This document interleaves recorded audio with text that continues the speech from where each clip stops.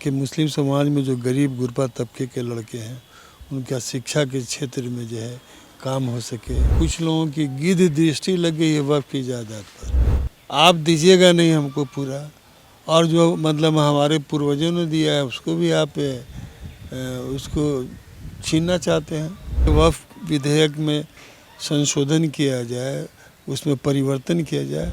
माल महाराज का मिर्जा खेले होली, हमारा जमीन कोई किसी अंग्रेज ने या किसी सरकार, कांग्रेस की सरकार हो चाहे बीजेपी, उसने पैसा दिया है। हमारे साथ मौजूद हैं जदयू के विधान पार्षद गुलाम गौस साहब, जो हमेशा समाज के मुद्दे को उठाने का काम करते हैं। और हमारे साथ जो उनका एक पत्र है, जिन्होंने प्रधानमंत्री के नाम से एक पत्र लिखा है और पत्र के माध्यम से उन्होंने प्रधानमंत्री का ध्यान आकृष्ट करने की कोशिश की है कि विषय वक्फ जायदाद से संबंधित प्रस्तावित विधेयक संसद में लाए जाने के संबंध में। हमारे साथ सर मौजूद हैं। सर, जिस प्रकार से हर एक मुद्दे को, जो भी समाज का मुद्दा हो, गरीब का मुद्दा हो, और जिस प्रकार से वक्फ जायदाद से संबंधित प्रस्तावित विधेयक संसद में लाए जाने के संबंध में जो ये आप प्रधानमंत्री को पत्र लिखा गया है, आखिर ये पूरा मामला क्या है और इस पूरे पत्र के माध्यम से क्या कुछ अपील की गई है प्रधानमंत्री से? पूरा मामला ये है कि मुस्लिम समाज के पूर्वजों ने, यहाँ तक कि कुछ हिंदू भाइयों ने भी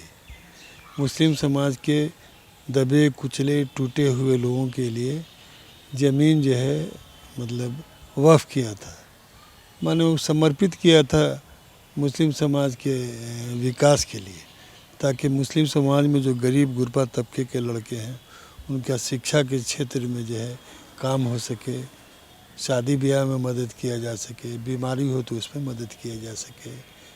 इस तरह का काम होता रहा वक्फ के माध्यम से। लेकिन अब कुछ लोगों की गिद्ध दृष्टि लग गई है वक्फ की जायदाद पर।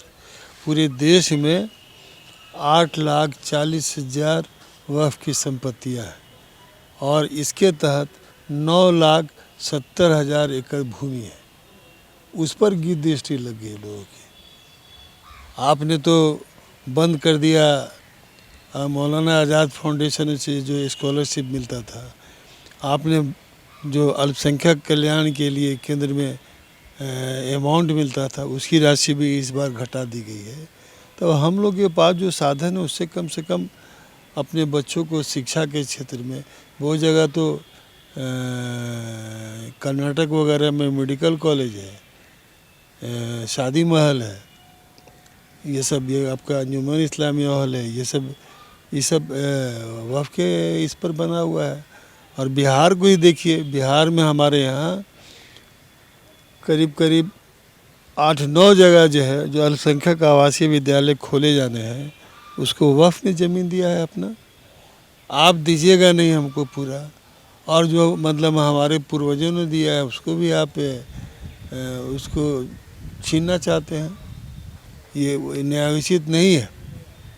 इसका अगर सरकार लाती ही है, अगर उसका मतलब है कि वक्फ विधेयक में संशोधन किया जाए, उसमें परिवर्तन किया जाए, तो इस मसला को पूरे मुस्लिम जनमानस में ले जाइए चर्चा के लिए, बहस के लिए, और उसके बाद जब कोई आम सहमति बने तब उस पर अमल होना चाहिए।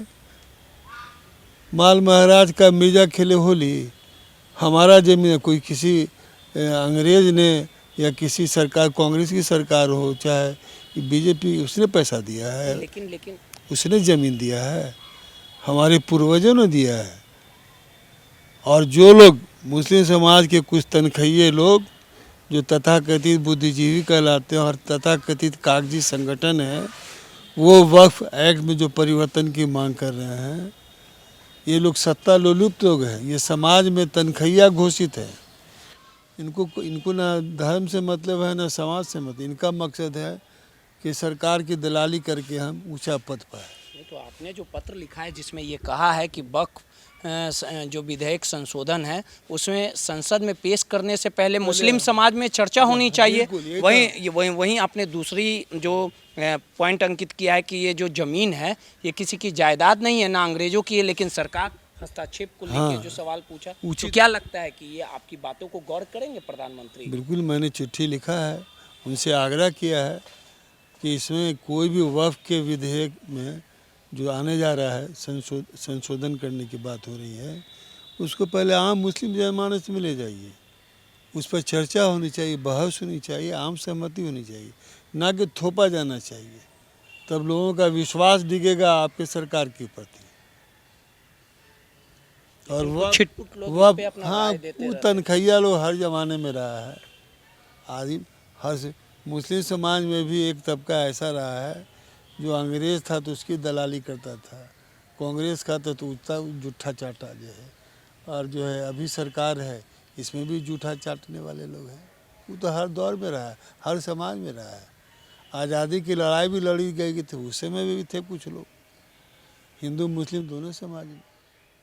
सीधे तौर पे देखिए, गुलाम गौस साहब हैं, जदयू के विधान पार्षद है, और इस पत्र के माध्यम से इन्होंने जो तमाम बातों को रखने का काम किया कि वक्फ की जायदाद अंग्रेजों या किसी सरकार की नहीं है, इसमें हस्तक्षेप कैसे कर सकती, इन तमाम विषयों को लेके प्रधानमंत्री को पत्र लिखा और सीधे तौर पे ये अपील की गई है कि जो लगातार जो गरीब तबके के लोग हैं जिनका जो जायज़न हक मिलना चाहिए वो उन्हें दिया जाए, और इसको लेके पत्र के माध्यम से कहीं ना कहीं प्रधानमंत्री का ध्यान भी आकृष्ट किया गया है, और इस पे चर्चा होनी भी काफ़ी आम जनमानस में चर्चा होने की ज़रूरत भी है। कैमरामैन ऋतिक के साथ रोहित यादव, दर्श न्यूज़, पटना।